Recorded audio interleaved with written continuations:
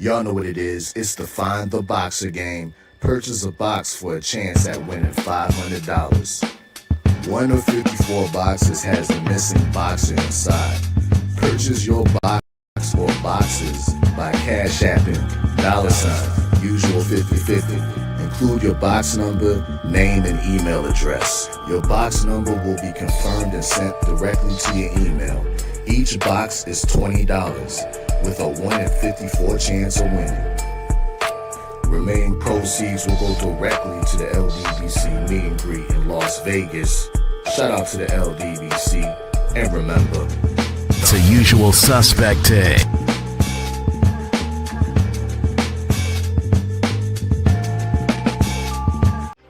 Y'all know what it is. It's the usual suspect 650-50 draw. Buy your tickets now for your chance at winning half the pot. Cash App, $, usual 50/50. Tickets are on sale for $10 for one, $20 for 3 tickets, and $50 for 10 tickets. Put your desired amount, name or alias, as well as your email address, and your tickets will be set. We announce the winning ticket numbers every other Friday on Supreme Beats Boxing Talk Bullshitting on the Beltway, 8:30 p.m. Eastern Time. Remaining proceeds will go directly to the LDBC meet and greet in Las Vegas. Shout out to the LDBC, and remember, it's a usual suspect day. Push the weight and now flex. The live is one in the 6. Fit the runner, boy, you nigga, no question. You were when a motherfucker high stepping. Hey, you never had a big enough weapon. Motherfucker never learned your lesson. I'm a 88 pack nigga. I'm a 88 pack nigga. I mean, day walker, drink blood, trains out, full moon, motherfucker change like a hoe, nigga. I'm just a nigga from the hood trying to stack a little cheddar for the money. Yeah.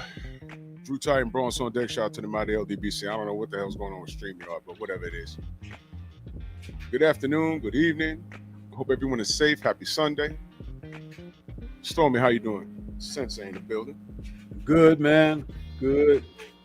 Ready to get into some of this subject matter. Yeah, absolutely. And salute to y'all. I'm gonna skip the roll call this evening. I see all of y'all in here, man. Salute to y'all. Coach, hit me on the DM. So I can give you my information. Coach, we cooking, boys. Swear to God, man. We need more soldiers like that, man. Salute to you. Salute to everybody that decide to stand for the cause. Brothers like Freedom's March and sisters like Sugar Free Mars, man. There's a litness of other people that are making things happen, man. So salute to everybody, all the content creators, man. I see you, BBO. Salute to you, good brother. But let's get to it, man, because there's a lot I want to talk about, and I don't want to miss anything. We had a pretty solid weekend of boxing. And some amazing results, man. I mean, we had some last minute knockouts, dude. Man. When I see that kind of stuff, I'm sorry to cut you off. I'm so excited about it because that's what I tune into the sport for. Yes. You don't know until it ain't over till it happens. Now, I'm glad you said that because we're gonna go with what I deem as an upset. And ladies and gentlemen, let me explain something to you. It's about the sport here. I don't know what anyone else is talking about. It's about the sport. Your favorite fighter might not win every fight, but if they go out valiantly, I'm cool with it. The first person I want to talk to is Floyd Schofield Jr. Let's start there. Let me tell you something. I was wrong, and I don't mind being wrong. Granted, nobody comes back with no adverse findings and everything. I don't mind being wrong. I don't. If you missed it, you must have blinked. Because it was over as soon as the bell rang. I went like this. I was like, what the fuck? What's happening here? I'm like, oh, okay, well, that's Tevin. He'll be all right. Oh, what? Oh, no, he'll be right now. Whoa, it's over. Now, did we see enough to say, hey, man,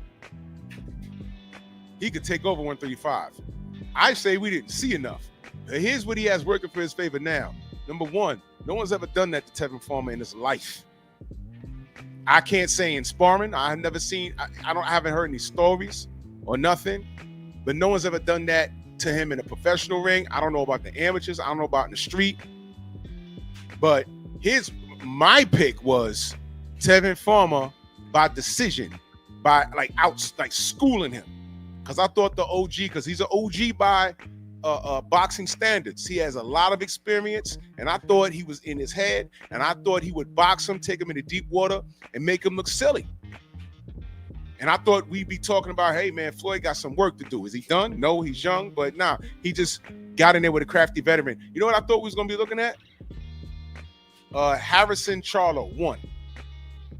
That's what I thought we'd be looking at. Something like that. Something like that. But I thought that Farmer would be a little more dominant. Mm-hmm. Well, Floyd Schofield, I'm sorry. And I don't mind being wrong. He beat the shit out of him, and he did it quick. He didn't jump on him. No. That was a perfectly timed right hook. Positioning was perfect. Turned the hips. And I saw it in slow motion. I said, damn. If you freeze frame it, you see it. And it was perfect. I said, damn. And he never recovered. Nobody's done that to Tevin Farmer. Now, you can say, oh, man, he's done after the Zepeda fight. If you want to go that route, go that route. Look, listen, he did that, bro. He did that. He made a statement. He took no damage. He could fight today if he had wanted to. He took no damage. I think Tevin threw one punch the whole fight. The fight was over, y'all. The fight was over. But as soon as the bell rang, it was over. And you know what? That's all I ask from these young lions. Get it done. He made a statement. He is now a major player at 135. I'm going to park there for a minute. Stormy, your thoughts on that? Listen, one of the things, well, you kind of covered a couple of things that I would say. Those punches were clean and crisp, too. Yes. It was like, there wasn't like a funny thing where he caught him in a funny spot or something. No, he hit that dude on the chin, bro. Yeah. And punching like that, how many times did Zepeda hit him over 2 fights? The other thing is he's a southpaw Farmer, which means that he knows that the right hand is coming from an orthodox fighter or whatever. Could we be looking at a lightweight version of Brian Norman Jr.? Could we be? It's a possibility. And what I mean with that is, both of them are young guys.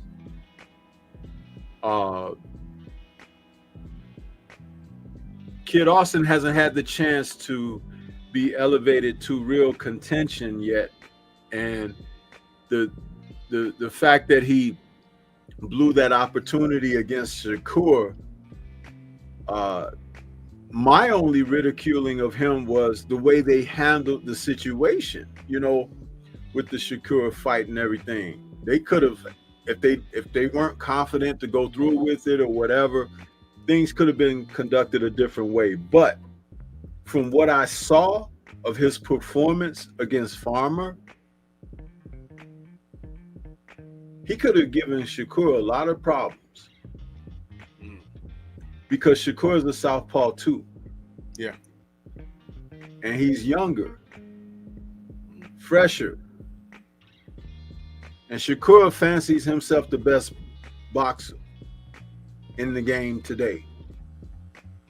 Well, that's the kind of fighter and fight that will test that. You know what I'm saying? And it's like, you don't know until you get put in the blender.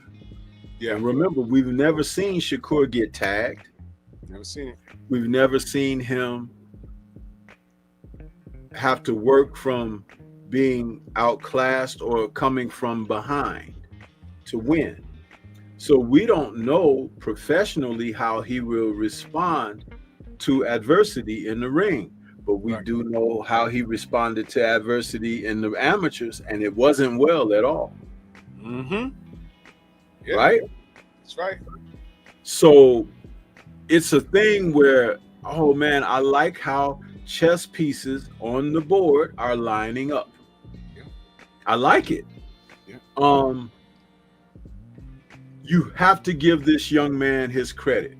Yes. He just took a former world champion, a veteran. Doesn't matter that Farmer doesn't have a lot of knockouts. I think he only has 8 in 30 fights or something like that, but he can box like the Dickens, as Kurt liked to say. And there's a bit of the experience where he should have been warmed up properly. He should have been, because he's fighting a younger guy or whatever. I don't know if his ego got in the way. I don't know those aspects of it. I only know what we saw, what was on display. He wasn't ready, and the kid was. Now you have to sit up and take note of this kid, because he brings a threat. A threat. I'd love to see him in with Tank Davis. Yeah, and you know what? I'm glad you said that, because I think with this win, isn't he Tank's mandatory? He very well may be. I haven't followed that aspect of things as where the rankings are, but I'm going to say that, and I said this about AJ, because he was the heavyweight that had 3 title belts and wouldn't go for undisputed with Deontay when they both had belts. Certain individuals in this sport have sat and stood pat. In the meantime, their divisions have caught up by not fighting and facing the opposition that you need to fight from time to time. That doesn't mean like every time out you got to be in with a killer, but it does mean that you need to test the resistance out there by fighting quality fights in between your voluntary defenses, in between these layoffs that you have and everything, where you enjoying your money and all of that kind of foolishness. But there's always somebody, and I used to work with a guy back in the early 90s, and we would talk boxing, and he said there's always somebody in the gym hitting on a bag. Like when Mike Tyson was running around talking about, I'm the baddest man on the planet and this and that. This brother, I used to work with him, and his name is Ron. I hope he's still out there somewhere. Ron would say, there's always a guy in the gym hitting on a bag. While he talking about he the baddest man in the planet, that's going to be the guy to whoop him right there. People don't even know who he is yet. Yeah. And for Tyson, it turned out to be Buster Douglas, a man who had several losses on his record, had even been labeled a quitter, even though he wasn't really a quitter, but he had been labeled that. And in the fight of his life, he whooped the crap out of Mike Tyson and had the biggest upset in sports history, not just the history of boxing, but sports history. You know what I'm saying? What do we say about Canelo being this guy? But if y'all think he didn't know about David Benavidez from like about 6 years ago, you're wrong. They always knew about him. We found out about him late. We always knew about him. He's been there the whole time. And they have people in those camps that scout what's going on in the gyms. They got an ear to the ground. What's going on? Who's this guy? Who's that guy? I'll give you another example, y'all. You think that Eddie Hearn didn't know who the hell King Kong Ortiz was? How do I keep this guy away from AJ? I got it. I'm going to sign him. And he signed him and kept his ass away from Anthony Joshua. Right in y'all face. Y'all didn't even know that. And AJ's belts came from where? Oh, he was. Those are matchmaking. Those are all matchmaking. No, Fury was stripped. He got stripped, and he stripped, but Fury got him from Klitschko. Right, But when Fury went on the coke binge, hold on, I'm going somewhere with this. Fury got him from Klitschko. Klitschko was the unified champ, and his brother had the other title going back a few years. Vitaly, and King Kong Ortiz was the number one contender for them guys. Yep. And they avoided him. Yep. They avoided him. Yep.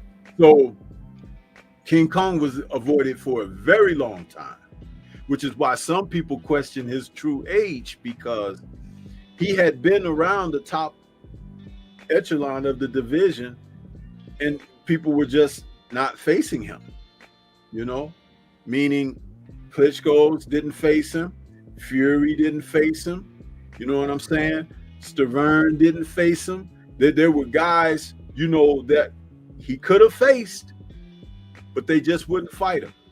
Right. That's why Deontay's victories over him are more important. That's right. Because not only did he face the guy, he was an avoided man. Voluntarily, he fought him twice. Oh. Let me park there for a second, because we're gonna talk about Deontay. We all saw what Floyd Schofield did, but let's go to Deontay. And I have AJ there for a reason too.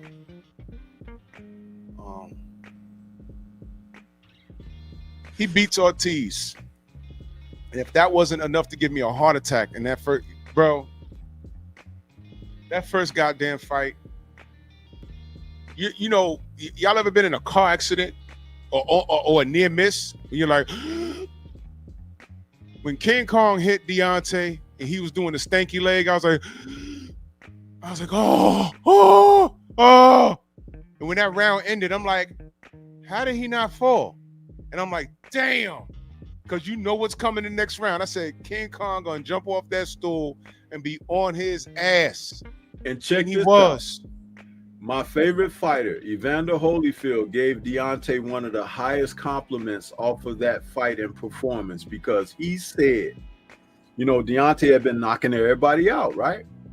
But Evander Holyfield said when he saw King Kong Ortiz hurt Deontay, and Deontay went toward Ortiz and tried to smother his shots, and you know, he said he knew then that he was a real champion, because he didn't run and backpedal, you know, to get away from the heat, so to speak. He ran into the fire, man. He ran to the fire, and he said, this is coming straight from Evander. It's out there somewhere in an interview. He said, I know when I saw that, he said, that's a real champion right there. That's a real fighter.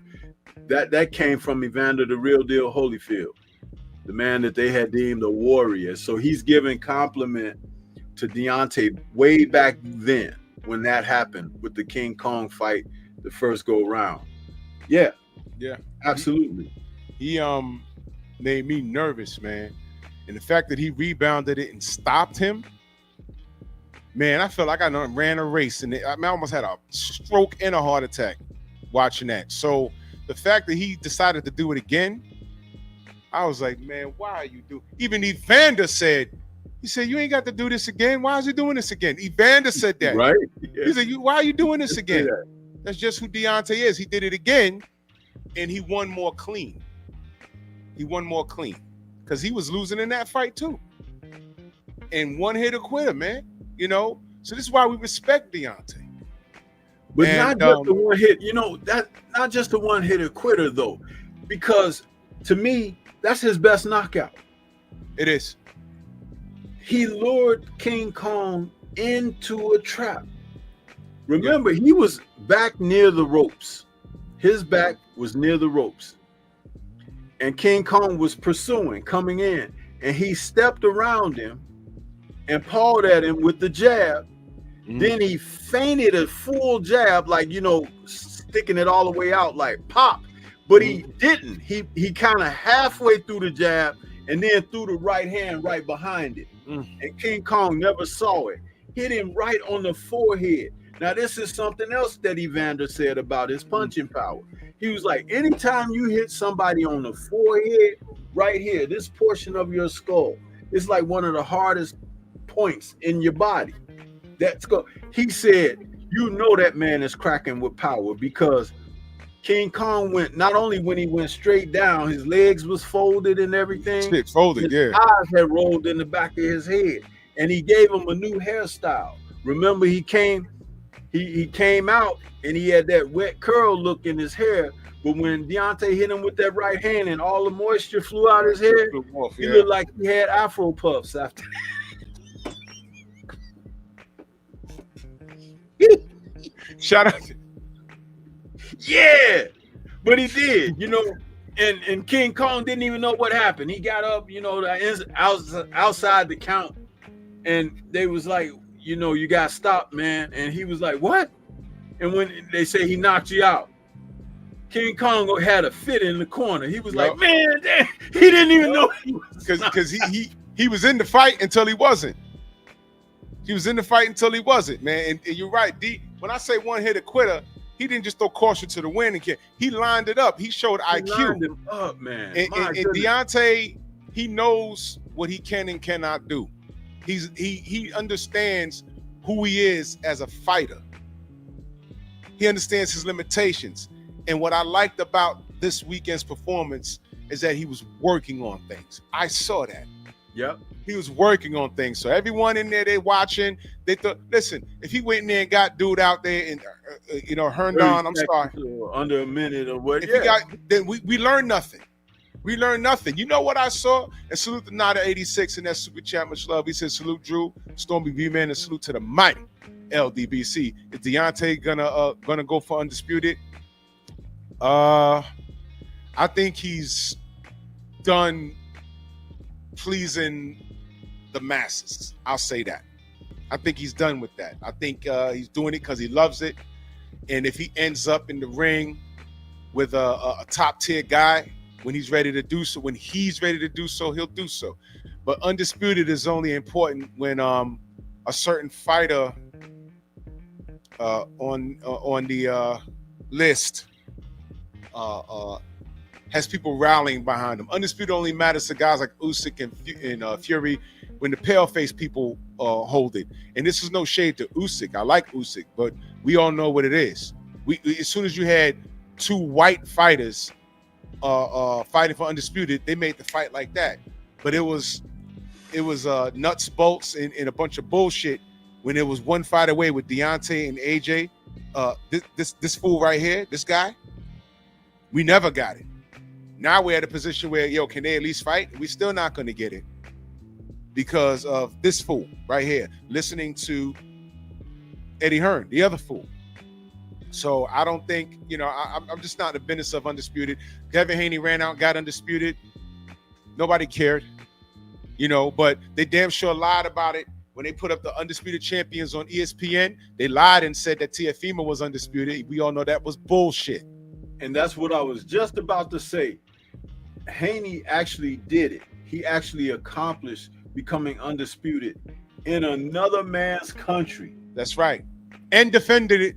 And defended it right straight back in a return bout in the same man's country. Right. And these other guys, they were falsely running around claiming undisputed just because they had multiple belts, but not all of the belts.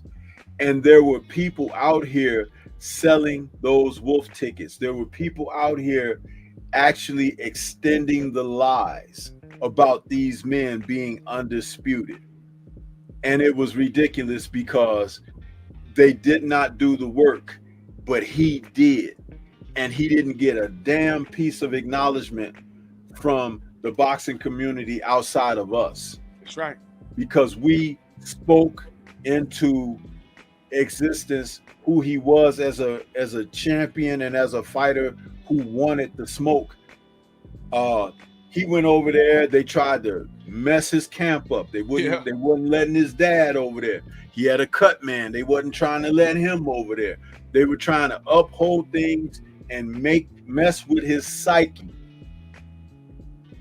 The whole advertisement, remember they put him on there with some gold chains on and stuff, making him look like he was one of these rappers or something like that, with grills and everything. And that's not even his image or whatever, but they put that out there as a marketing ploy against going up against Cambosos, Australia. You know, they don't put a Mexican fighter out there with a sombrero and a poncho on when they go to Australia to fight. They don't do that. They may as well have gave him a bag of oranges and stood him on the side of the highway. You You know what I'm see, saying? When George Cambosa came over here, did they put a picture of him riding a kangaroo with a koala in his bosom? Come on, man. But this is how they do us. You know, the other side to that is, you know, brothers, sisters, you know, stop giving them ammunition. Because the other side of that is he took the pictures. But they took the worst of the worst that they can interpret. And, you know, we caught that. Like, yo, why would you take those pictures? just like what they did with Shakur and his mug shot, putting it on box break. You see, it's the same thing. It's the same thing. Yep. And we had to fight for that. See, y'all, a lot of y'all don't know. A mug shot of Sergey Kovalev. Can't find one. With one exist. Did he really get arrested? I heard he was arrested at least 3 times. Oscar De La Hoya has a mug shot. I know it exists. Ryan Garcia has it, but they're not online. Shakur had that mishap in Jersey. They took his mug shot and put it on his box rec, bro. Immediate that day, the next, I think that week they put it up there. I'm like, what the fuck is this? And then we switched it, and then somebody put it back. And then we made so much noise about it, fucking box rec had to change how they do things. You feel me? So this is what we deal with. So when y'all say, oh, why are you making it about race? You can't explain anything that I just said. Why is that?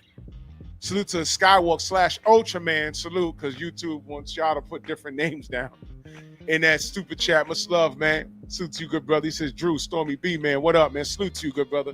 Thank you so much. Thank you, guys. I heard the General's premiere. D gave himself what did he say, a B-? Something he gave like himself that, a B-. Okay. What I saw was him working. He was utilizing a jab. He was getting back to the basics. He was getting back to what got him on top. He was using that stick. And here's what I looked for. Herdan, when he got into a pocket and he decided to throw punches, D didn't get hit. Did y'all notice that? You know why? I saw the guard and I saw D moving his head. I saw him moving his head and I said, no one's going to pick that up. No one's going to pick that up. When Herdan got into the pocket, I forgot what round it was, but he started working. Body, whoop, whoop, whoop. And D did just like this. I said, oh, shit. That's what I kind of wanted him to do when Ortiz was trying to light him up in the pocket. The old D was stand there and walk forward, sort of like standing straight up. He was standing straight. Yeah. Walking forward because D has a chin now, but just because you have a chin, you might come across a guy that could break that shit. So D was moving his head in the pocket. And then when he was walking, D used to walk forward and use his height and be very like a giraffe. It would make me very uncomfortable. But eventually he'd get you. Friday, I saw head movement, man. And if y'all were paying attention, I don't recall seeing D. Am I wrong on that? I don't recall seeing D move like that. I don't recall. When someone throw punches, he's usually taller than most people. He would like grab him or try and tie him up in his head, be like this. He didn't do that. And I said, oh, that's new. And eventually, and of course, there's going to be things you're looking like, okay, he could have did this a little better. But I'm glad that he understood. He's working on things. And the best thing that I'll just say this, and I'm going to pass it to you. The best thing that I appreciate what he told the general, automatically, there were people with big pockets that hit him up. Hey, come, we got this fight for you, and da-da-da-da. He said, nope. We have a plan. We're putting in work. Don't call us. We'll call you. Love that. because he understands the mission. So it's not about money. It's not about belts. He's always going to be a market. It's about him working on things. And I appreciate the hell out of it. RDR, I see you, good brother. Go ahead, Stormy. No, I was just going to say also, when he talked about having fun in there, he wanted to have fun. Part of having fun would be working on things that he had picked up in the gym and training and everything, and then trying to implement them in the live action match. Like even he said during his interview with 78 that he said, I know I could have did some more things, like, you know, run some different punches and work the body a little bit. Yes. But he's like, you know, everything was playing out, you know, the way it's supposed to. Yes. Because he got rounds in, which was important. Yes. Getting rounds in, you know, because your legs, you need to feel them. You need to feel when fatigue comes. You need to feel when your adrenaline drops off. Yes. You need to feel when someone that you're in there with is starting to fade, as opposed to when they are really lively and you're trying to get them out of there, and it's like, oh, if you take your time, they're going to fade, you know, and it's easier to get them out of there. That fight that we saw last night, where that fighter from Bomac's team, dude, listen, that's an example of what I'm saying. We'll talk about that, but I'm just saying, damn, with D doing things the way he was doing, he didn't blow himself out. And the jab was primary in his assault. His jab was primary. That's what he was working on. I love that. I love that, because the other punches will come naturally off of the jab, but you have to establish it. Yes. And once Tyrell realized he wasn't going to be able to work his way in on D because of that jab, the fight was pretty much over right then. Yeah. You know why? Because as I told you guys years ago, I believe that Deontay Wilder hits equally as hard with his left as he does his right. That's what I want to talk to you about. A couple of left hooks off the jab. Yes. Sir. Top, you know, and I'm like, oh, that's something a little different. Yeah. You know what I'm saying? So there's a lot to unpack there, even though we've had these other people out here critiquing him to the degree of saying like, oh, he shot. Oh, I don't. Really? You know who looked shot? AJ looked shot. He looked like he got shot by Daniel Dubois. Ass up. Yeah. That's what looked shot. When D lost his last fight against Zhang, I said this several times, he ended on his feet. Yep. He was on his feet. Mm-hmm. Where was AJ? All he needed was a little bit of that baby oil and somebody to come and finish him off. Listen. let me say this. let me say this. All right, RDR, I agree, and I'm glad you brought that up because I want to talk about that. He said one thing I want to say he had opportunity. Is that he had opportunity to attack the body. There was one punch, and salute to you, RDR, and I agree. Now, Stormy, that one part, I forgot what round it was. You remember when D threw that left hook to the body? Yeah. Bro, did you hear it? Yeah. Holy shit. shit. Like a drum. Oh my God. So now, you said that this brother has power in both of his hands. That only makes sense. I would like to see him incorporate a hook to the body on the inside. Now, let me take a moment to give Anthony Joshua some credit. He even threw a mid-range uppercut. Did you see that? Yes, I did. I was going to get to that. Now, look. I would like to see Deontay get more work on the inside. I want to see sharp hooks on the inside. Anthony Joshua does know how to fight in close range. Anthony Joshua has a sneaky uppercut. Ask Vladimir Klitschko. He knocked the shit out of him. Anthony Joshua has a very sharp uppercut. If he catch you with that, it's night-night. Okay, we can all agree with that. He has a hell of an uppercut. He threw it way out of range. That's how I know he wasn't in his right mind. And when he went to throw it, he was too far, bro. He went to throw the uppercut. Then Dubois hit him with the straight right hand and slept him. Now, it was too close. I want to see Deontay Wilder incorporate that left hook to the body, bro. Because I kept like rewinding it. And I'm looking at it like, damn, I was listening to it.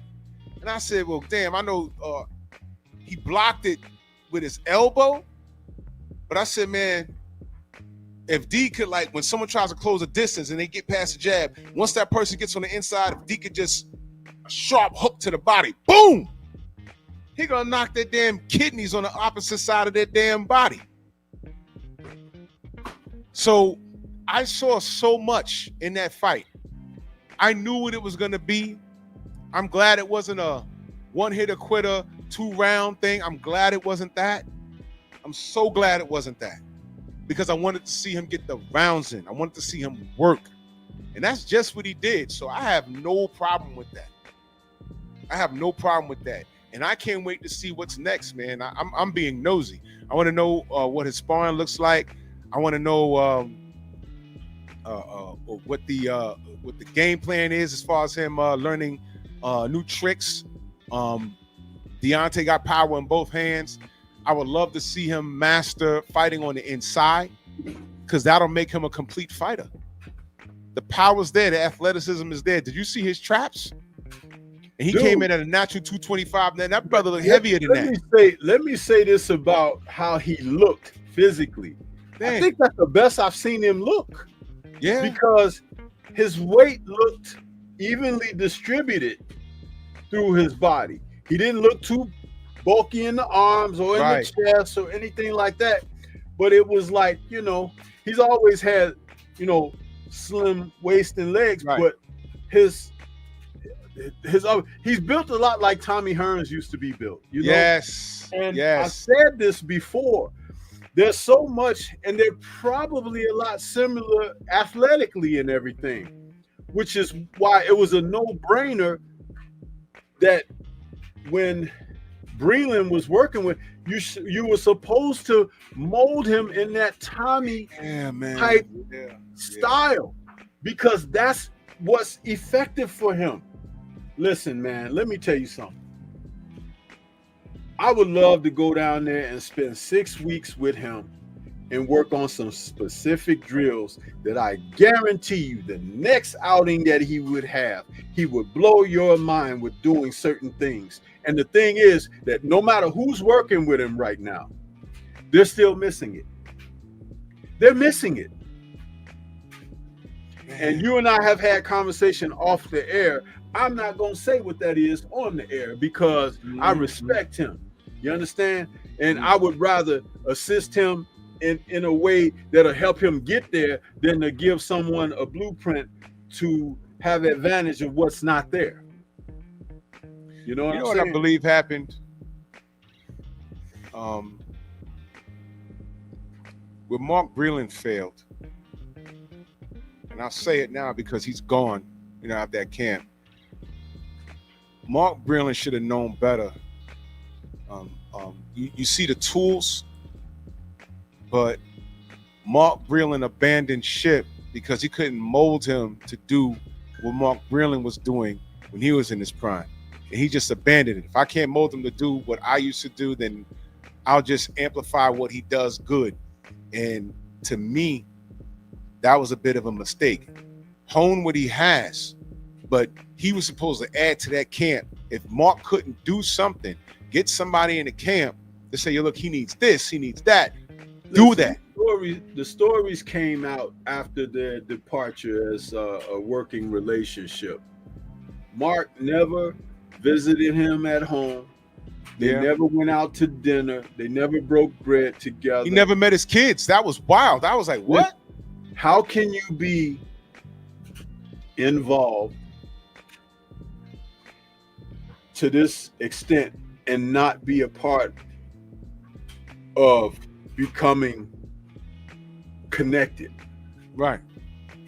You see, because Mark could tell him, hey, do this, throw this like this, or do this. And he's like, man, I don't have to listen to you. It's like, I don't have no confidence in you anyway. You do you understand? Yeah, I got you. Yeah. I could tell him 2 things. And if he try them and is successful, then you got to listen to me. Right. 2 things.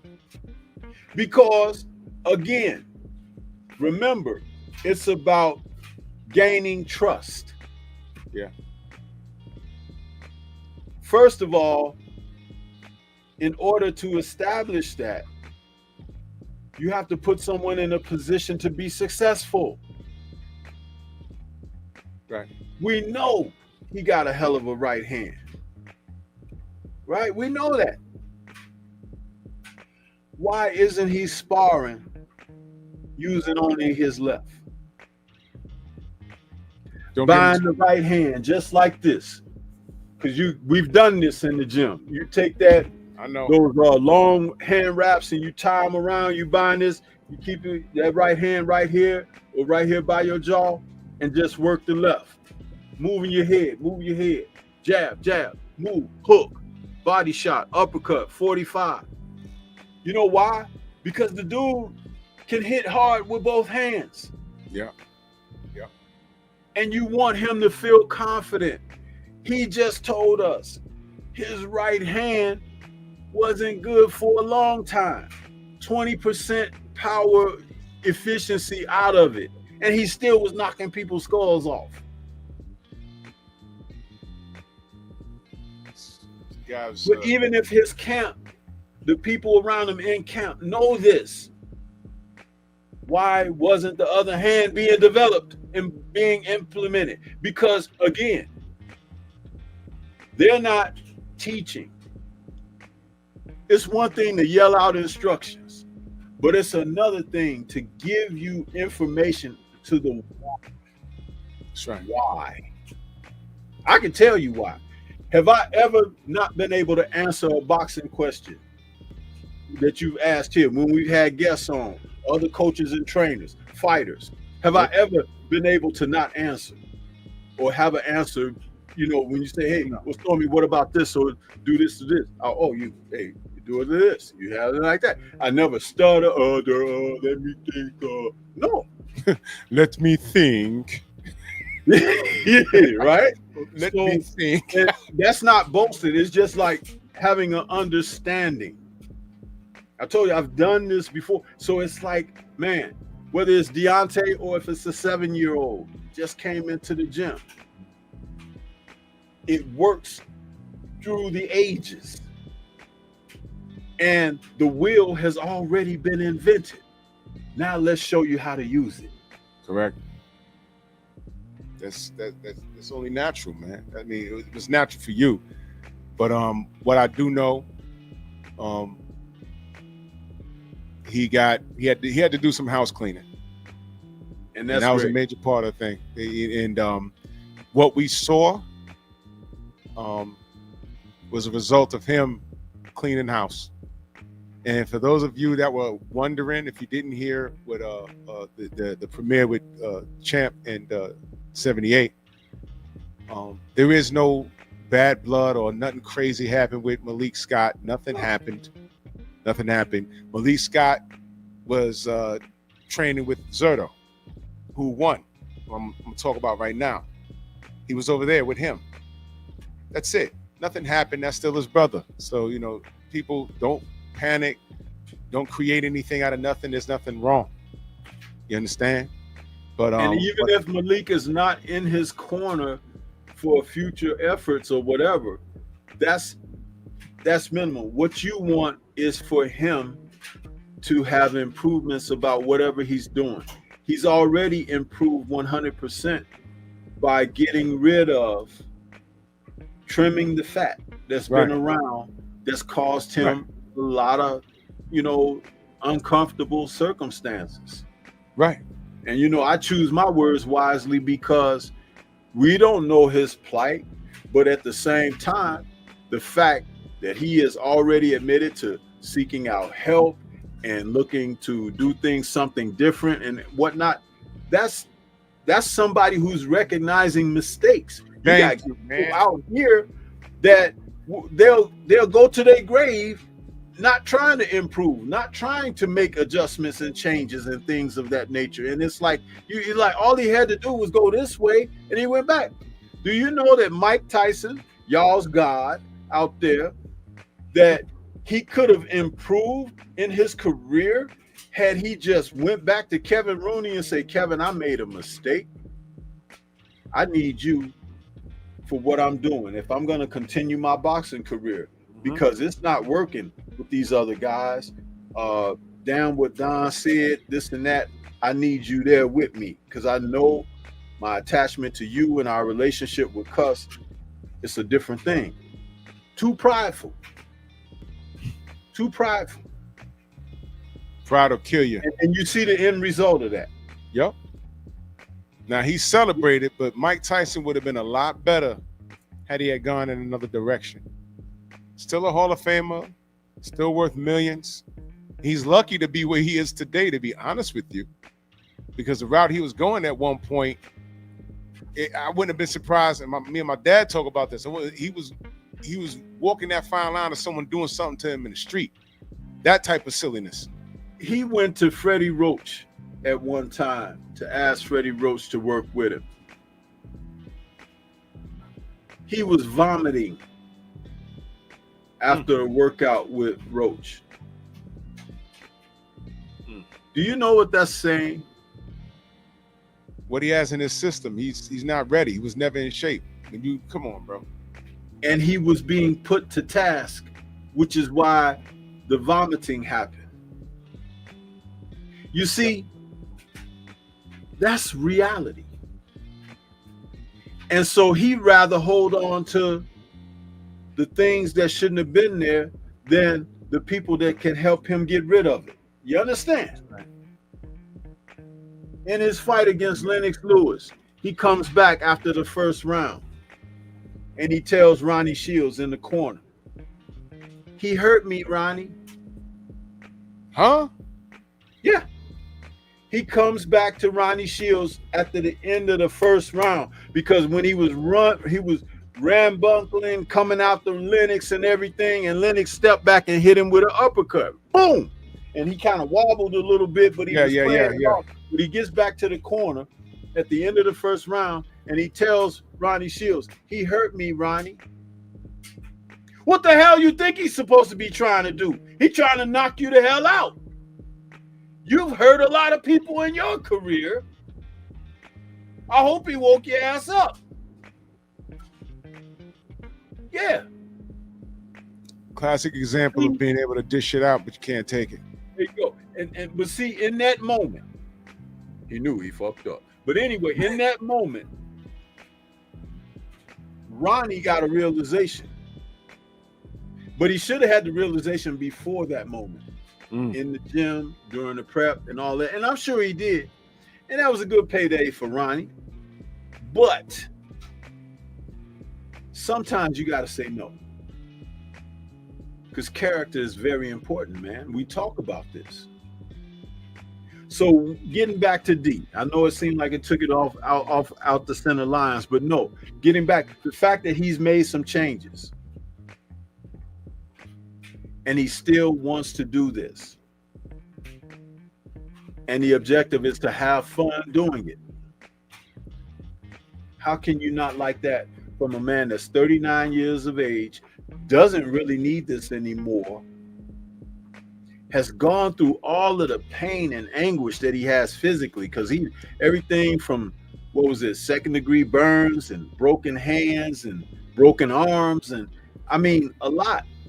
But he still wants to do this.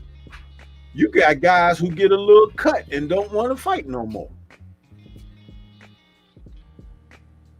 A bum knows. Oh, I can't go.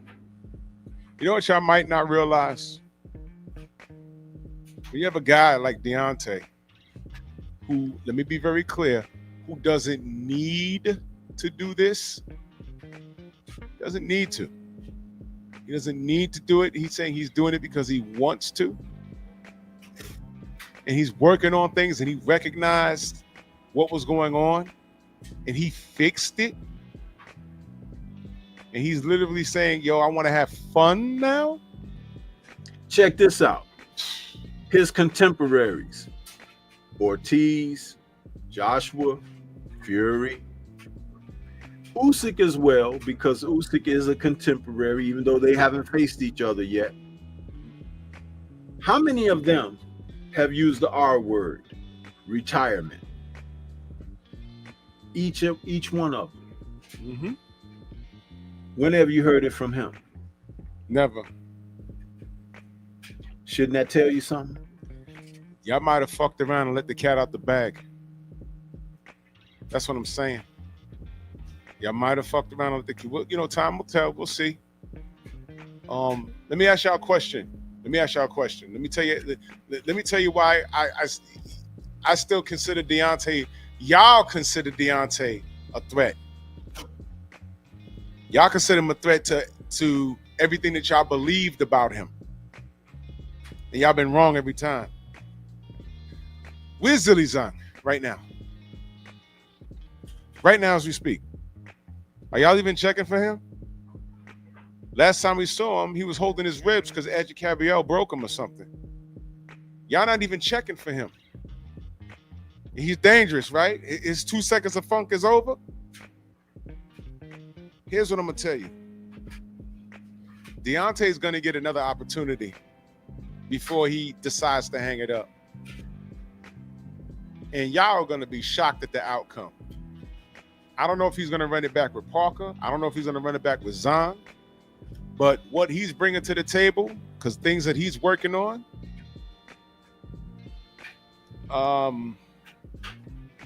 people are going to approach the fighting him different because he is different.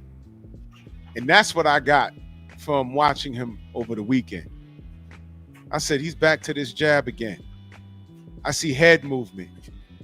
When Herndon was throwing those punches in the pocket, that head movement, I said, oh, whoa, look at that. That wasn't there. And now I firmly believe he has people around him that'll work on things as it pertains to the opponent. Because before, the opponent would work on just avoiding the right hand. And he would like walk forward and just try and land it. Now, he's going into the world wiser. He's actually going to train. This guy does this, this, and that, and this is what I have to do. And then I'll land the right hand. But you know what I'd like to see? They're so worried about that right hand. Oh, shit, I got hit with a left hook to the body. That shit hurt. We didn't scout for this. What's that? We're going to see. Bomb squad all day, man. We never hop off. I'm going to tell you something. I noticed from the first bell opening the fight. I've listened to some of these people out here, these so-called sexperts. I'm calling them sexperts because, yeah, I always have a meaning behind when I say stuff. I call them sexperts because they have this weird homoerotic attraction to someone else's maybe shortcomings or failure or whatever, and it gets them off. So they're sexperts. Anyway, like I said, I noticed in the first round, they were talking about how he don't look as fast and everything. Dude, his hand speed looked great. It did. His hand speed, I'm like, he's still fast as hell, which is another reason why Terrell didn't want to take a lot of risks because he could get to him. His hand speed is really good. Still. Yep. Remember, this is not a fighter that's took a lot of punishment. Most of his fights ended inside the distance. Yeah. Almost 50 fights, but 48 of them or 46 of them been knocked out. So you know, you got to look at things realistically. The hand speed is still there. So what I was getting at is this. I would love to see him start running numbers and taking the power off the shots. Work on that. Blind them with speed. Step around. Whoa, what was that? Because he's heavy-handed anyway. Right. Don't look to kill with each shot. Right. Right. Right. See, these are the kind of things, like I said. Forget, there are people who have been around them and people no longer there and all of that. But for those who remain and those who might come aboard, you need to understand how to accentuate a man's strengths. You all think, oh, he's got a hell of a right hand. He's the hammer of Thor or whatever. Dude, he's an athlete. Just like Bo Jackson was. Just like Wilt Chamberlain was. Utilize it. Utilize it. Because there are people who don't have anywhere near his athletic gifts. And they would pray for a little bit of something. You understand? But he's got a lot to work with. Dude, I would be like a mad scientist in a lab with Deontay Wilder. And the best part of it is he got that spirit. He's got a warrior spirit. He a can-do. I ain't got no quit in me type spirit. That's hard to find. Bro, you know what the trainers in my old gym used to call them? A clean sheet of paper. A clean sheet of paper. A guy walking there with long ass arms and a natural build, and he's hitting that bag and he's hitting it all wrong, but the bag is flying all around the chain. They're like, whoa, hold on. Let me show you how to do this. Let me show you. And he's doing it like, man, you know, guys is running out the gym after I run a 10-minute drill with them. This guy's just here and he's just hitting the bag. Now, clean sheet of paper, man. And the only person that can stop them is themselves. My gosh, man. You know, I'm glad to see this brother still here. Now, the title tonight is What's Real and What's Fake. We just started talking about what's real. Floyd Schofield is for real. Deontay Wilder's for real. But you notice I got Zordo there.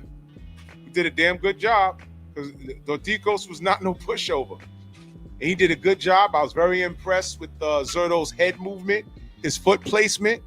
Malik Scott did a good job with Zordo. You talk about Mexican style. I saw he didn't have a bruise on his face, y'all.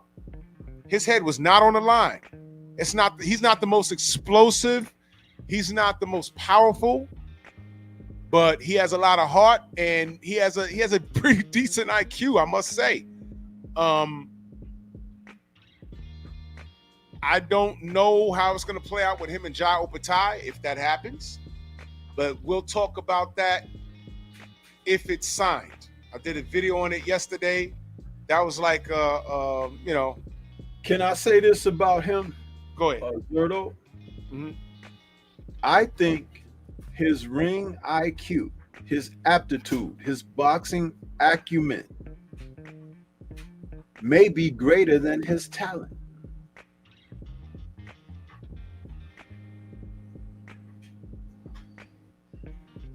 Did you hear what I said?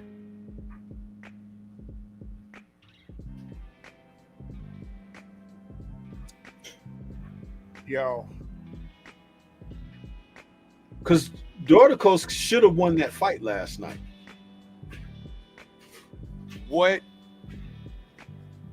Let me ask you a question, because I have my own analogy as to why he lost. But why do you think that he lost? Dordicos. Because he didn't. He fought like he didn't have a plan. He was just throwing hard shots, hoping something would land. Yeah. He didn't work Zordo's body properly. He kept throwing shots that was flirting with getting a low blow point deduction when he didn't even need to do that. You have to ask him what the hell is a jab? Do you know? Do you know what a jab is? And it's obvious that he could take a shot pretty good, but you have to set shots up if you want to be meaningful. And then he had a point in the fight where he just tailed off. Yeah. And he never picked it back up. He had no plan B at all. And Zordo recognized, oh, he ain't gonna do nothing, then I'm gonna hit him. There was one point where Zordo hit him with a right hand. No, he's a southpaw. He hit him with a left hand, then he hit him again, and he hit him again. I was like, 3 times on the road. That was round 8. Yeah, I'm like, dude, what the hell are you doing? I agree, because I think going into the fight, I think leading up to the fight, he was saying Zordo's overrated. He's not the most athletic, and I think I will impose my will on him, and he'll fade. And that shit wasn't working at all. And Zordo was giving basic lateral movement. He took the punches. Zordo doesn't bruise. I don't know what the hell that's about, but he's one of those guys that don't bruise easy. And Dorticos was looking like he was the only person having a fight. His eyes started swelling and shit, and he had no plan B, none. There was, I couldn't hear. I understand what they were saying in his corner anyway, but it was like, see, Zordo's defense was pretty good for what he was doing. So what you got to do is get him outside of the defense, right? And we talk about this, is boxing 101. When's the best time to hit a guy? When he's hitting you. Got to punch with him. When he's throwing punches at you, you got to know the right shots to throw as a counter. And because Zordo is a southpaw, then what you needed to do as Dirticos, you needed to get him to throw something and capitalize. And lastly, punches and combinations. They never hurt anybody's feelings. It hurts the other person on the receiving end, because the more that you throw, the more openings are more than likely to open up. Dorticos was happy with throwing a couple of solid hard shots that Zordo would catch on his arms, his elbows, his hip, or whatever, and then counter him. You got to take away the counter punching by countering the counters. Counter, yeah. Now, let's get on to the Jake Paul thing. There's a reason why. Oh boy. Okay, look. Here's a reason, bro. Listen. Okay, here's why I'm bringing him up.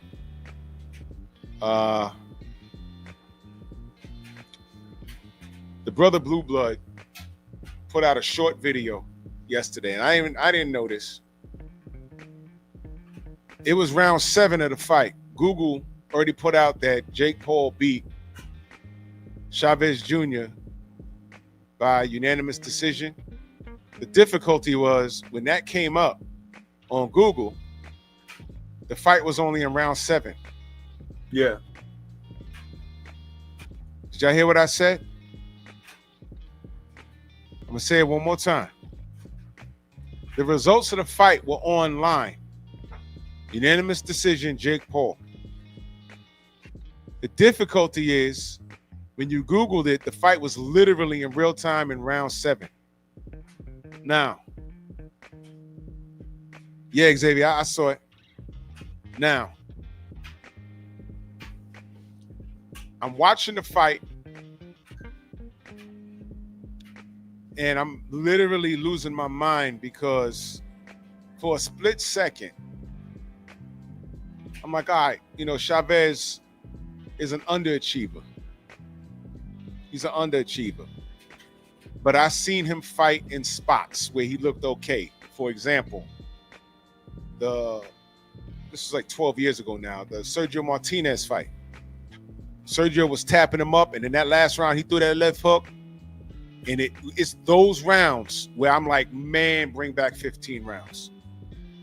Bring back 15 rounds, because Chavez hit that boy, and he was hugging on for dear life. He racked up the entire fight. And That last round, Chavez clocked him and almost killed him. That last round. He hit Jake Paul with something similar last night. He hit Jake Paul, those rounds 11 and 12. He started walking forward. And one thing, and I said it in my video, Jake Paul has no defense. None. He's used to people running at him with a barrage of punches, and then he'll punch with him like he did Nate Robinson, and he'll sleep him. But his punches are a reaction. Is he for the people he's fighting? Is he a big, strong guy? Yeah, but the guy's not what I call skillfully responsible. He's okay, but he's a novice. He's in it with Chavez, and from rounds 1 to like 10, Chavez wasn't doing anything. But I'm watching the feet. When Chavez walked forward and put him on the back foot, Jake Paul's damn near tripping over his own feet trying to get away. There's nothing there. And I'm sitting there, I'm like, am I about to scream at my TV like, yo, will you throw something? You know why? Because every time Chavez threw something, it either hit him or it just missed him. And I said, good God, man. And I'm like, I'm tired of these people having an agreement. Let's call it what it is. Jake has agreements. I just told y'all when he fought Mike Tyson, I forgot what round it is, but he did something. He made a mistake twice. And I said, there ain't no fucking way Mike Tyson ain't see that. For those of you, I know Xavier's in the chat. I know Coach is in the chat. When you roll, there's a particular direction you got to roll depending on the position that your fighter is fighting in. This man rolled in the wrong direction twice. And I swear to God, Mike Tyson went like this as a reaction, and he just didn't throw the damn punch.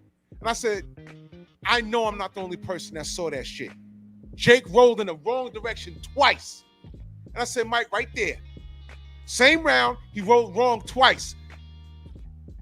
IROC says 4th round. Thank you. You saw what I saw. He rolled in the wrong direction, and Mike went like this and just didn't throw the punch. I said, oh, look. He let him off the hook. They had an agreement. Chavez didn't throw no punches until round 11, bro. And he wrote, Coach, you know what I'm talking about. And he won round 11 and he won round 12. Do not tell me he couldn't have did that from rounds 1 to 5. Don't tell me he couldn't have did that. At the end of the fight, he was like, God, you know, because round 4, right? He kept saying round 4. I'm like, why does he keep saying that? Because the agreement was, don't do shit to fuck up the bag. Now, here's why I'm bringing that up. Thank you, Coach. He rolled towards a counterpunch twice, and Mike didn't throw the punch. One of the times you saw him do his elbow like this, like it was instinctive for him to do it. He just didn't do it. And I said, oh, my God. You have to have a boxing mind to see. See, the average person didn't see that. I saw it.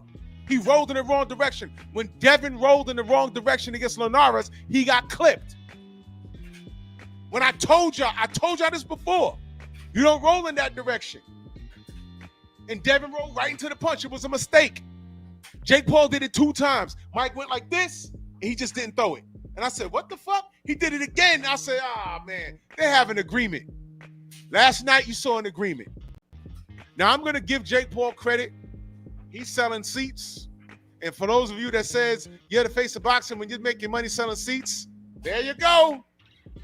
So I guess Jake Paul's the face of boxing, right? But here's my issue.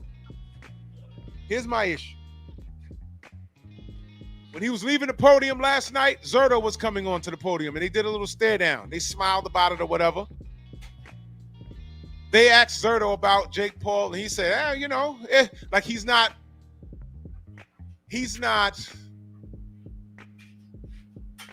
against the idea. I was just telling you about Jao Patai. Jao Patai, if Zordo could beat Jao Patai, that means something. I am not picking Jake Paul to beat Zordo unless 100 million says you have a fucking agreement. 50 million says you have a fuck that. 10 million says you have a goddamn agreement. Jake Paul said on that podium, he said, Zordo, he said, Badu Jack, who I have down there, Badu Jack right there, and he said he called out Anthony Joshua and Canelo. This dude's playing in your face. And you know what? I'm not mad at him. Because y'all let him do that. You let him do it. You let him. The face-off with Zordo, Zordo was supposed to kill him. You know, Canelo's probably the only person that wouldn't agree not to knock his ass silly. But the fact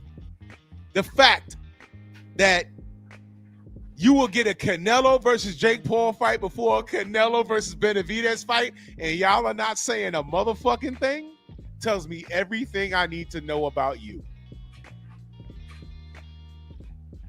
Jake Paul exists because of you.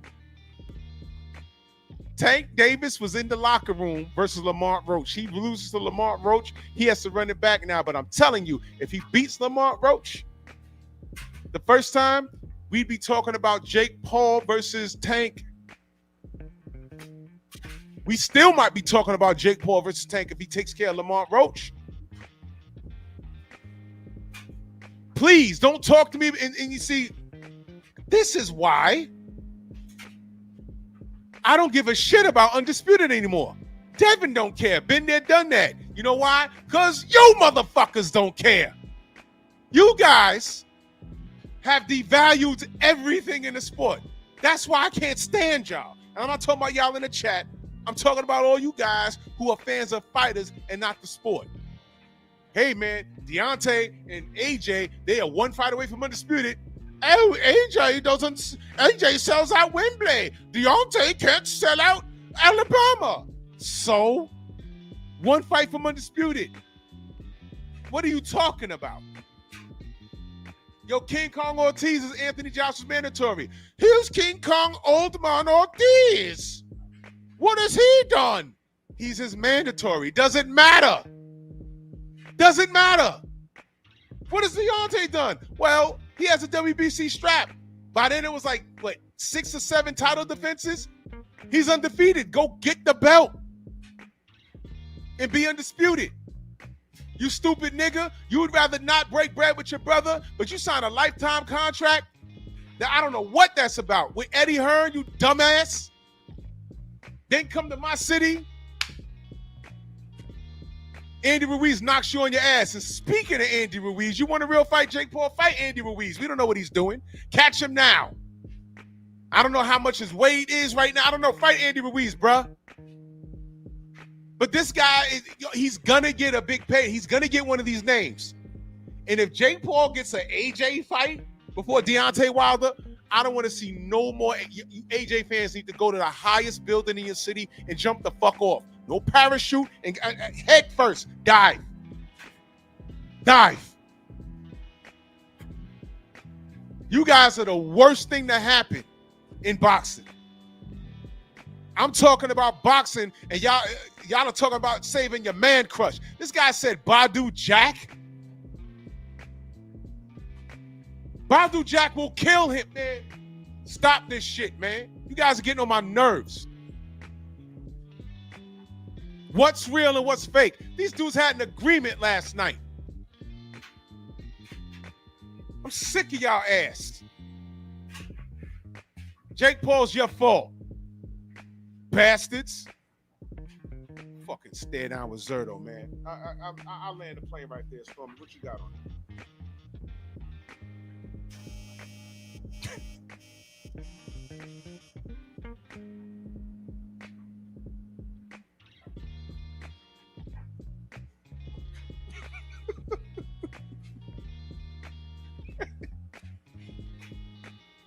Trash.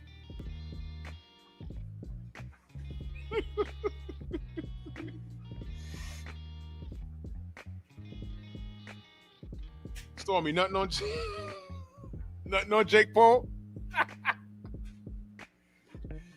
If I were a pigeon, you know I'd leave him with a couple of droplings. That's about it. Because he's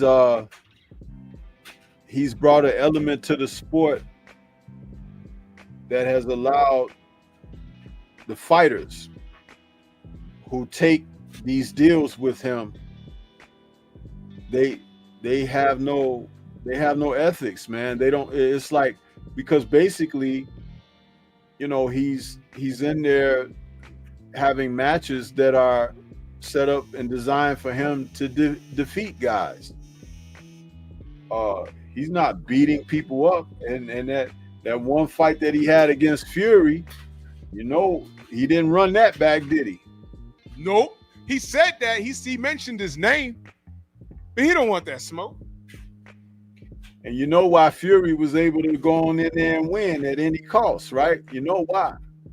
Because he got the mob behind him. There you go. There you go. See? There was no agreement there. Brent Fox, I see you, brother. Salute. Yep. He went up in there and said, yeah, I got Daniel Kinahan. There ain't no agreement, bruv. Yep. There ain't no agreement. That's exactly what that was. That's exactly what that was. My God, man. That's funny as hell. He talking about, yeah, man, Tommy Fury need to step up. I said, man, Tommy done whooped your ass, bro. What you mean? Man, Thomas, what up? This is stupid. But, you know, I'm assuming he sold a lot of seats and made a lot of money. And he said Canelo's name. He said Badu Jack's name. He said he had a face-off with Zordo. He said he tried to make the AJ fight. He literally said he'd fuck AJ up.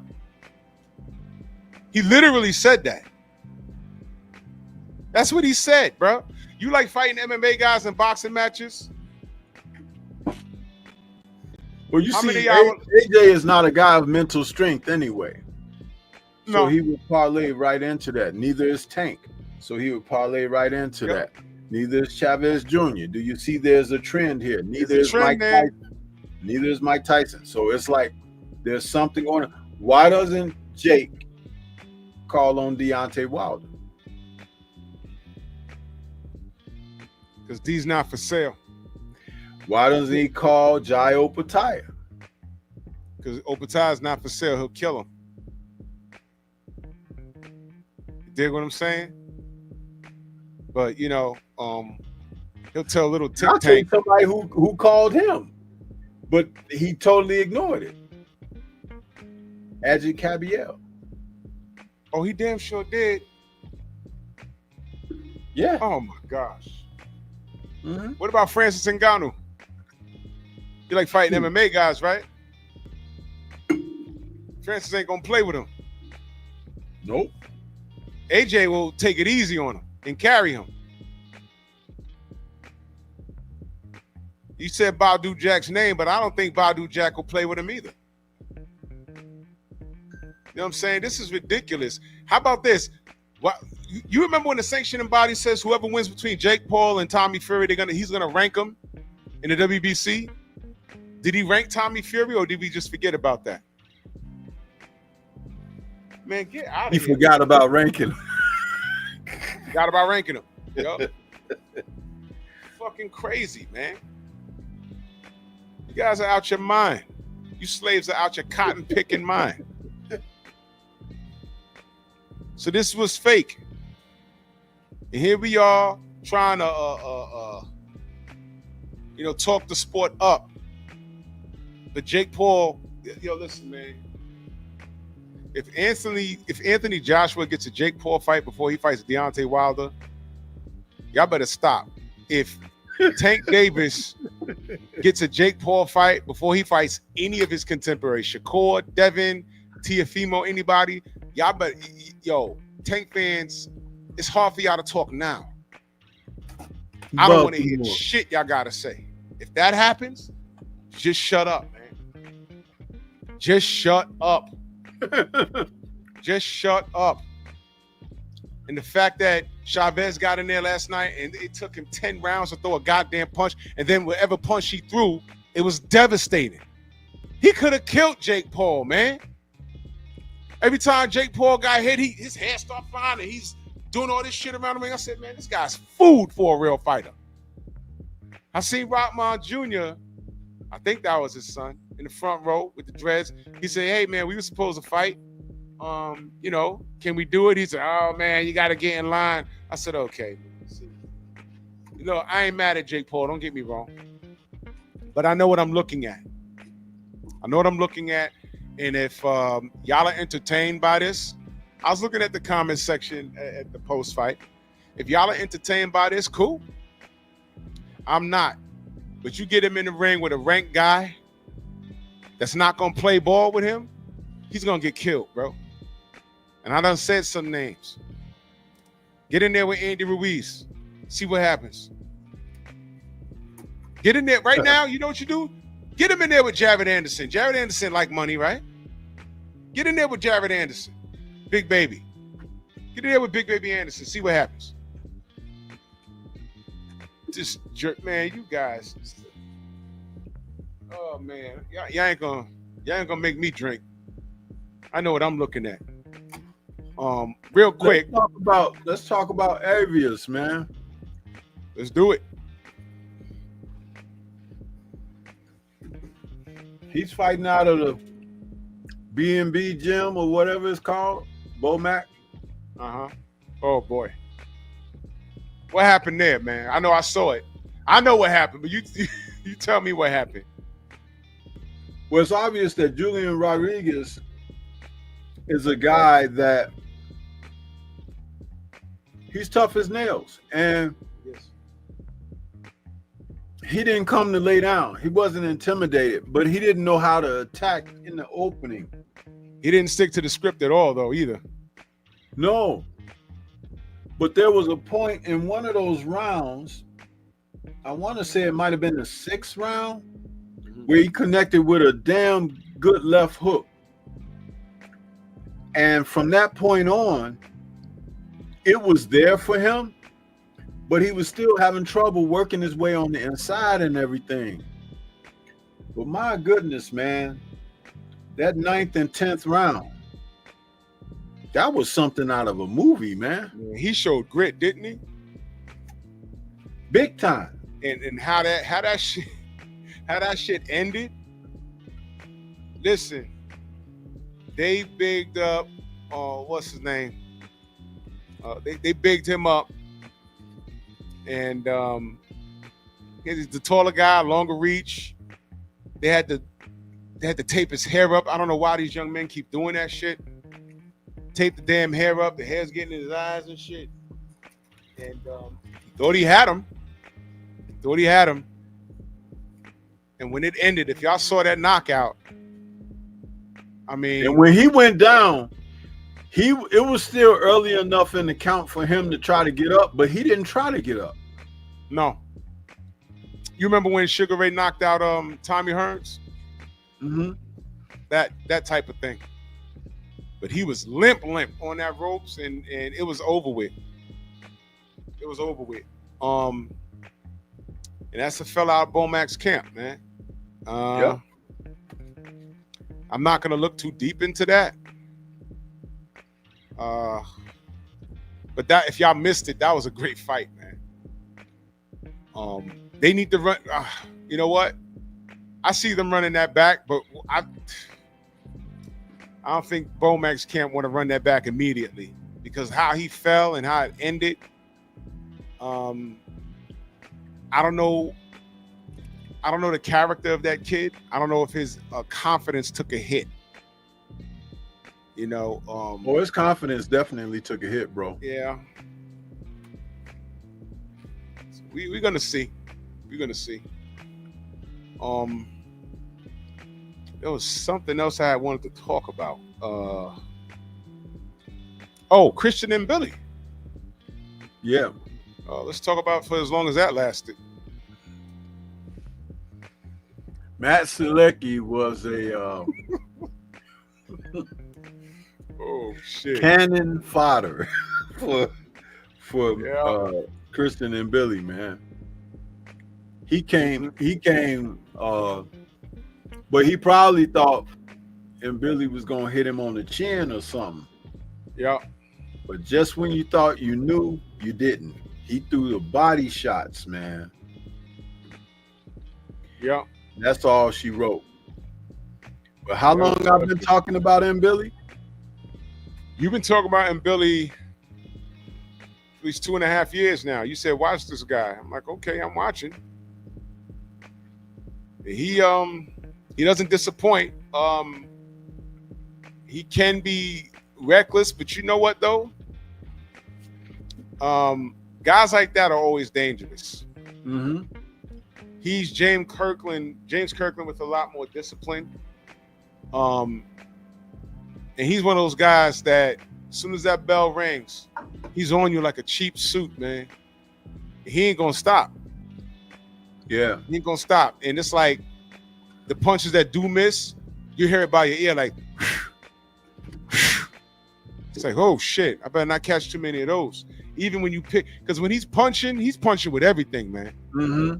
This guy, yeah, right, Big Quan, bro.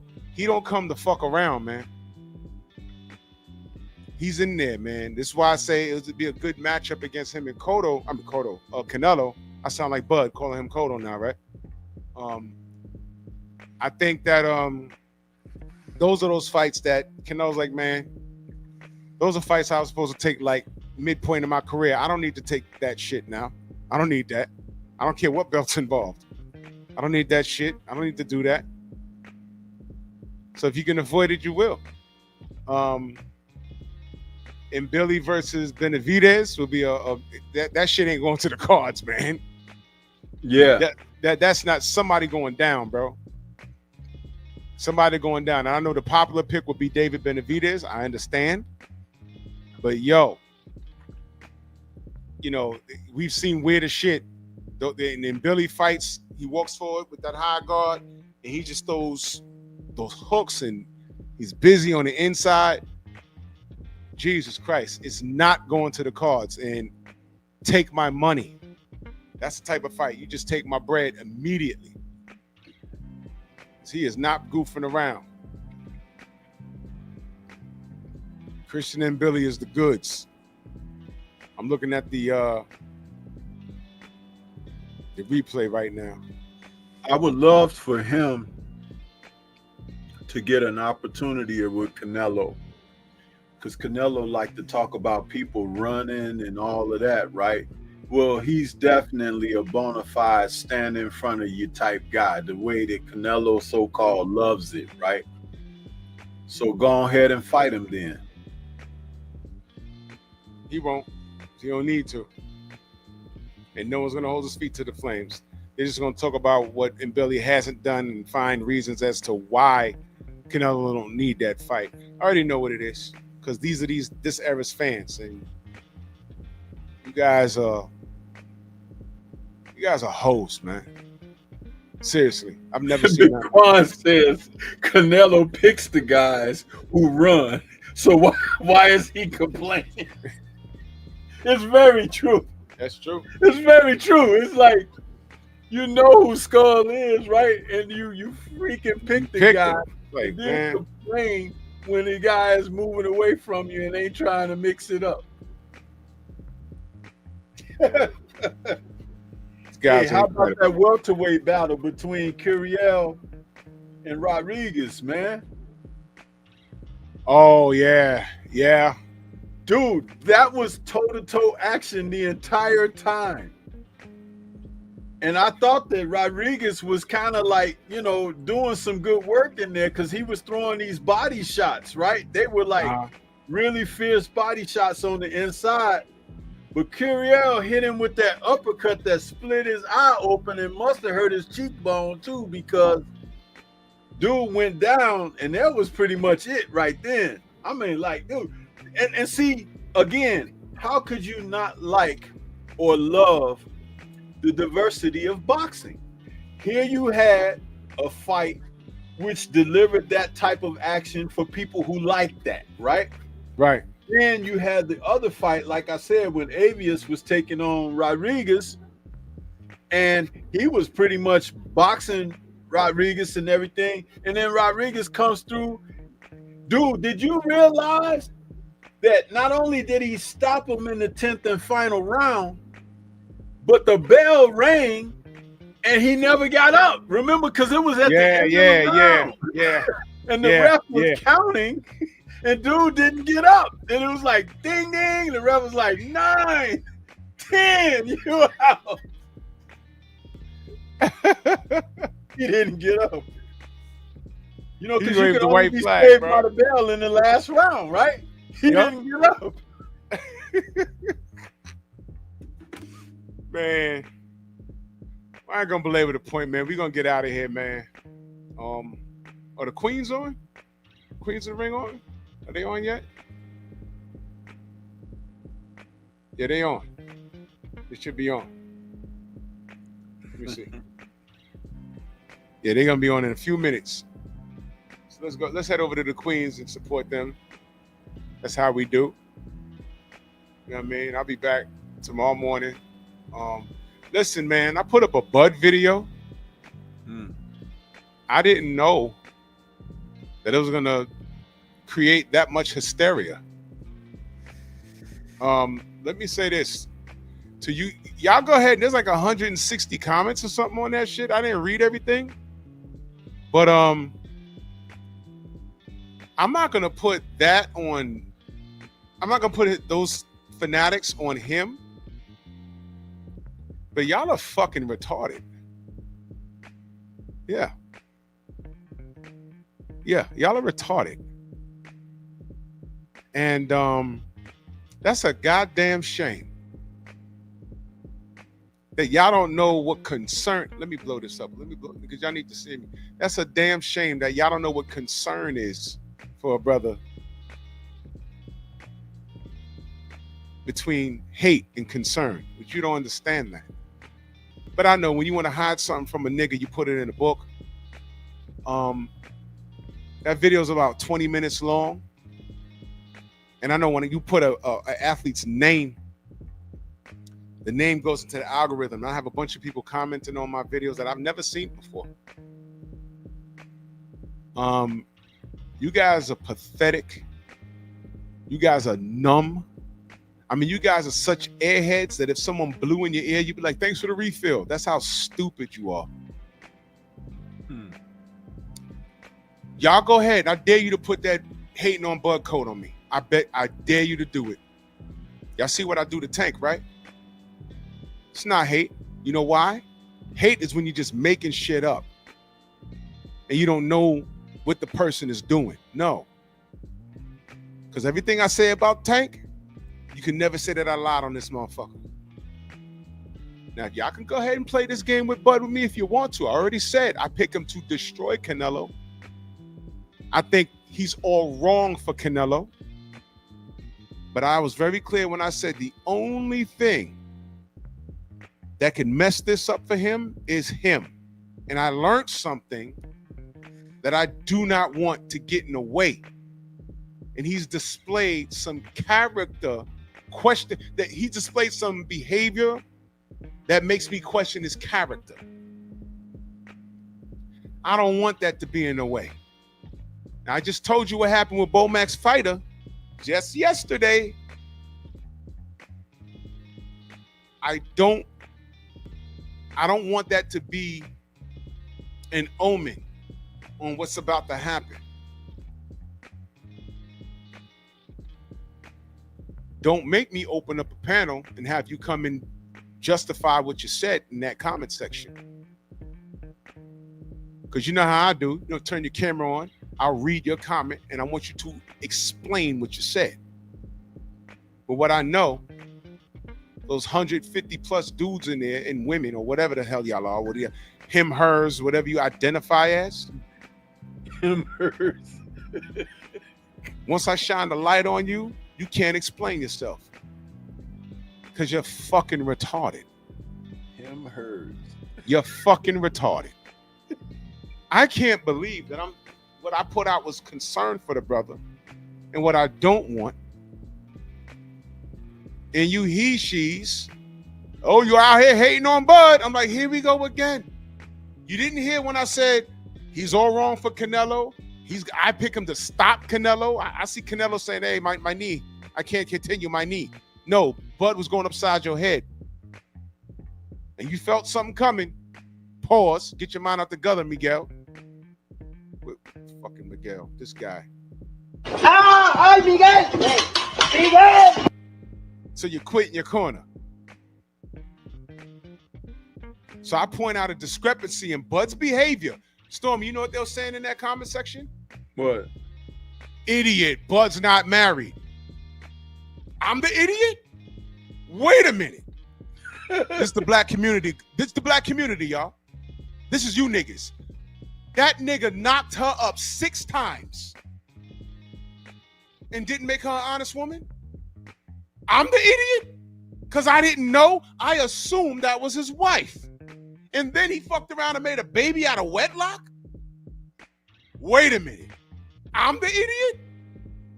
Oh, man, you say, you're not going to gossip, but then you're gossiping.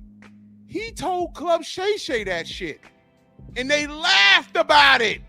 You know how black women always said, oh, y'all don't protect us. Okay, look. She's a fool for reproducing 6 times and not demanding marriage. He's a fool for reproducing 6 times and not marrying her. He's also a fool for making a 7th child out of wedlock. And y'all gonna tell me that this has the potential not to be a distraction? That's my concern. And I talk about spiritual backlash. Spiritual backlash. You don't see it coming. It just comes when it least expected. But I'm wrong for being concerned. You niggas are dumb. I'll talk about it tomorrow. I dare all of you to pull up. I will drop a link. Defend that. Please, I dare you. I dare you. Thank you for telling me that Bud Crawford's not married to that woman, has 6 seeds. And one out of, we can't say out of wedlock, has another one, another relationship. And now when Bud make 100 million and you got to give one chick 60 and the other one 20, and he has to fight for a living, now how y'all gonna feel? Not so crazy now, right? Now, am I hating or am I saying, hey, brother, slow down, man? Slow down. Why you acting like you ain't never seen tail before? And that's the problem with you niggas. You know what, you young niggas, you YNs, you know what your downfall is? Money and pussy. How do you insult the YN? Insult his pockets and insult how he don't get tail. They subject to pull out a hammer and start dumping on you. Rang, rang, rang. What'd you say to him? I said he broke and he don't get no ass. The penalty is death? You niggas are pathetic. But pull up tomorrow. Let's talk about it. I'm out here hating on Bud. We'll see. Pull up. I want all the smoke. I'm going to go right to that comment section. And I know y'all niggas is watching me right now. Pull up. I fucking dare you. Because you know what? That's really not about boxing. See, whenever I start talking like this and I start talking about the community, y'all niggas vanish. Am I hating on Bud? Or do I want this nigga to knock Canelo out and ride off and become undisputed at 168 and retire? Now, what part of that don't you understand? You know, women, there ain't nothing wrong. There ain't nothing worse than a woman scorned, right? What makes you think that one of those baby mamas, because he don't have a wife now, according to y'all, one of those baby mamas, oh yeah, he gonna retire? You know what? I'll make sure this nigga lose this fight. He's gonna get paid regardless. They're gonna start doing stupid shit. He's gonna have to discontinue camp. They're gonna fuck his camp up. I don't want that. But you have an unprotected sex other than your fucking baby mama. Bro, come on, bro. You know what I read in that comment section? Yo, nobody's perfect.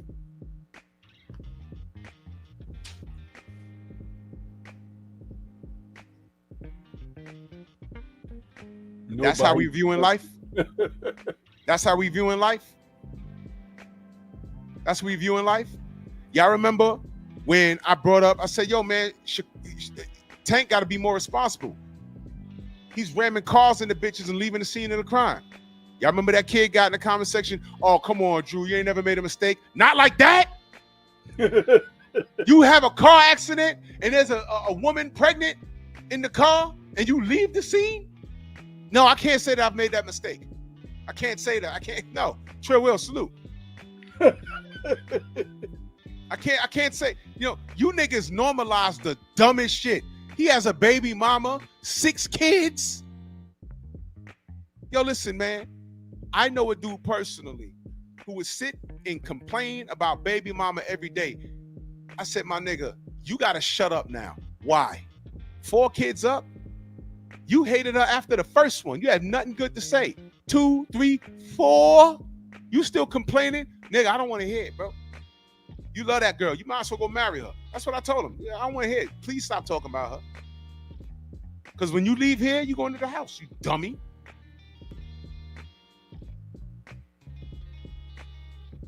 Yeah, Curiel, I thought he was married. If you go to my Bud video, that got a lot more attention than I thought it was. I said, well, how the fuck I got 5,000 views on this and 160 I'll tell y'all right now, this is ridiculous. That video, because Drew's not popping like that, right? That video, it's Bud did what? Spiritual Backlash. 5,897 views, 169. Shout out to Miguel. ¡Ay, Miguel! ¡Miguel! 169 comments. And 80% of them is hate. Oh my God. Oh, I'm sorry, God ain't got nothing to do with it. Y'all ain't in church. You're not in the mosque. We've gotten away from God. It's about money and pussy. You chicks get flown out. Shorty spit out 6 kids, and not one time did you say, Bud, you gotta marry me. How about this? Who's her father? Y'all got daughters? Y'all gonna let some dude knock up your daughter 6 times? What? What? What the fuck is going on there? And then they in the comment section, he's not even married. Huh? I didn't know that.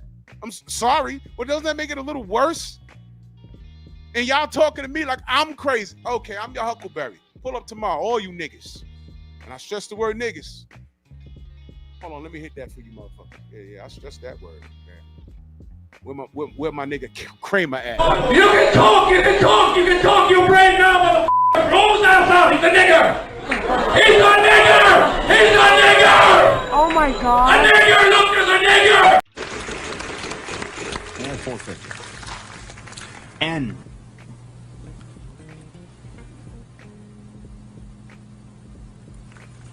No N. Brandy.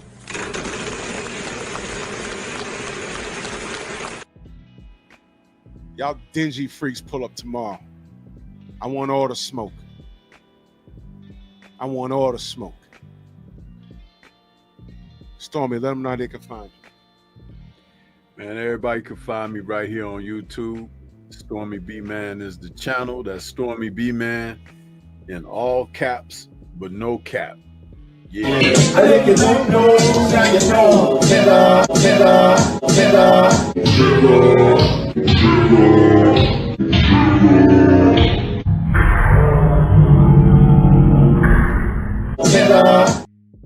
I'm not monetizing the show tomorrow.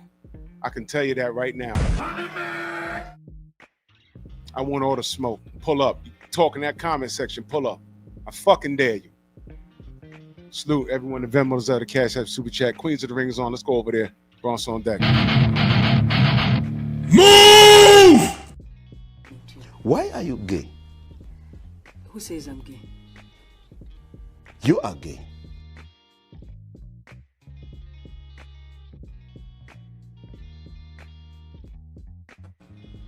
Oh yeah, shout out to you Wilder haters.